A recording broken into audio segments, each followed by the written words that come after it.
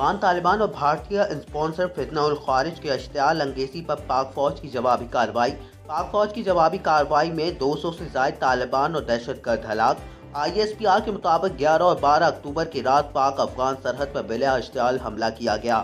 افغان طالبان اور بھارتی حمایت یافتہ فتنہ الخارج نے سرحدی علاقے میں حملہ کیا۔ ترجمان پاک فوج کے مطابق دشمن کا مقصد سرحدی علاقے میں عدم استحکام پیدا کرنا تھا۔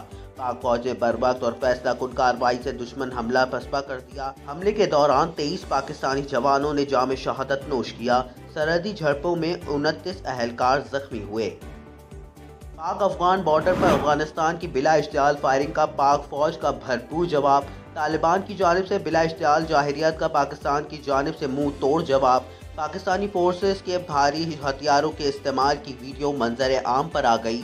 سیکیورٹی ذرائع کے مطابق آرٹلری گن سے افغان طالبان کے متعدد پوسٹوں کو نشانہ بنایا گیا۔ وزیراعظم شہباز شریف کا افغانستان کی اشتعال انگیزی پر رد عمل۔ وزیراعظم شہباز شریف نے سرحدی علاقے میں افغانستان کی اشتعال انگیزی کی شدید مذمت کی۔ وزیراعظم نے پاک فوج کے مؤثر کارروائی پر خراج تحسین پیش کیا۔ شہباز شریف نے بیان میں کہا کہ پاک فوج کی پیشہ ورانہ مہارت پر فخر ہے۔ Field marshal army chief general Syed Asim Munir کی قیادت میں پاک فوج نے بھرپور جواب دیا۔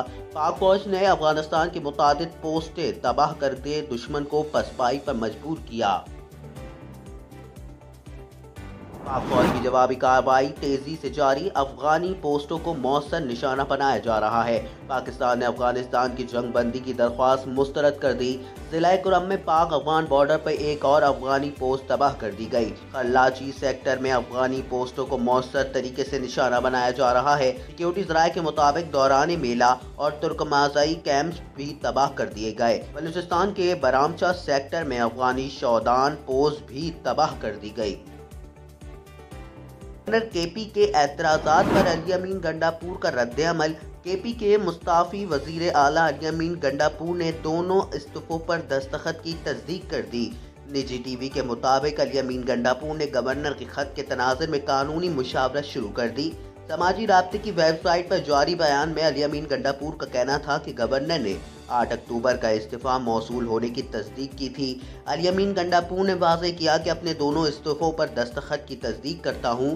گورنر خیبر پختونخوا فیصل کریم کنڈی نے گنڈا پور کو طلب کرنے کا خط سوشل میڈیا پر جاری کیا۔ ذرائع کے مطابق گورنر کے خط کے بعد نئے قائد ایوان کا انتخاب مشکوک ہو گیا۔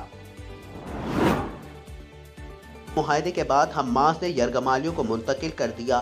حماس نے زندہ اسرائیلی یرغمالیوں کو غزہ کے 3 مختلف مقامات پر منتقل کر دیا۔ الجزیرہ کے مطابق حماس ذرائع کا کہنا ہے کہ قیدیوں کے تبادلے کی تیاریاں مکمل ہیں۔ یرغمالیوں کی حوالگی پیر کو کی جائے گی۔ حماس کا وفد آج رات ریڈ کراس کمیٹی سے ملاقات کرے گا۔